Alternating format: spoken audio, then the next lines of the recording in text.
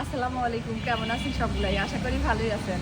আজকে আমি কুষ্টিয়া কুমারখালীতে আমার ছোট চাচা থাকে এখানে। চলেন চাচার বাড়িটা ঘুরে দেখাই।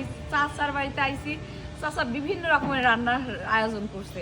চাচিমা রাঁধতেছে, চাচা রাঁধে নাই, কারণ আমার হাজবেন্ডের প্রথম চাচা শ্বশুরের বাসায় আসা। চাচা শ্বশুর একটু কি কি খেদমত করে দেখাবো না আপনাদের? আসেন, বাড়িটা আমার কাছে খুব ভালো লাগছে। আসেন।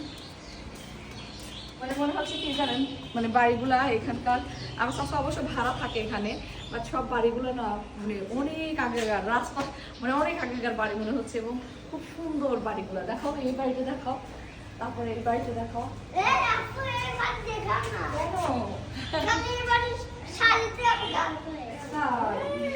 শাশুমা রান্না করতেছে জামাইয়ের জন্য, এটাই শুধু বাকি আছে, আর সব রান্না শেষ। এটা অপেক্ষা ছিল। শাশুমা আমার সাথে বয়সে অনেক ছোট, কিন্তু সে অনেক কিছু রান্না করতে পারে। এই আপনি কি আমার বাড়ির পেঁয়াজ দিয়েছেন, এভাবে রাখছেন? ওরে কি না পেঁয়াজ দিয়ে কি সুন্দর করে রাখছে আমার শাশুমা, খুবই খুবই গুছালো। ও শোনো, দুলা ভাইয়ের জন্য কি কি রান্না করছো তুমি বলবো না? দুলা ভাইয়ের জন্য কি কি রান্না করছো বলো। আউফ আর আয়ান হচ্ছে 6 মাসের ছোট বড়। আউফ হচ্ছে আয়ানের চেয়ে 5 মাসের ছোট। আউফ কি কি রান্না করছো বলো দুলা ভাইয়ের জন্য? না, আমি তোমার কাছে জিজ্ঞাসা করছি। শোনো, খালি গোস্ত আর বিরিয়ানি রান্না করছো দুলা ভাইয়ের জন্য?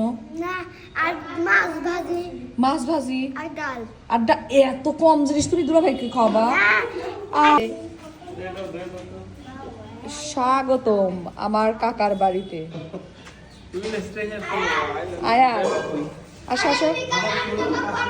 যেহেতু গোপালগঞ্জ থেকে আসতেছি, অনেকটা সময় পার করে আসছি, ক্ষুধাও লাগছে। চাচিমা অনেক কিছু নাস্তার ব্যবস্থা করছে, সাথে শরবত ছিল, আরো কিছু ছিল, আসলে ওইগুলো ভিডিও করতে ভুলে গেছিলাম। এবার আমরা ভাত খাবো, কারণ ভাত খেয়েই আমরা নাটোরের দিকে রওনা দিব। আরো অনেক পথ আসলে বাকি, নাটোর টু গোপালগঞ্জ অনেক সময়ের ব্যাপার। তো চাচিমা এখানে আমার হাজবেন্ডের পছন্দের সব খাবারই রান্না করছে। আমার হাজবেন্ড খুবই মাছ খেতে পছন্দ করে, আর আপনারা তো সবগুলাই জানেন বিদেশে আসলে ফ্রেশ মাছ পাওয়া খুবই কষ্ট। তাই আমার ছোট চাচু আমার হাজবেন্ডের পছন্দের মাছগুলো রান্না করাইছে। অনেক কিছু ছিল, আমি শুধু দেখতেছিলাম যে এইভাবেই তো জামাই আদর করতে হয়।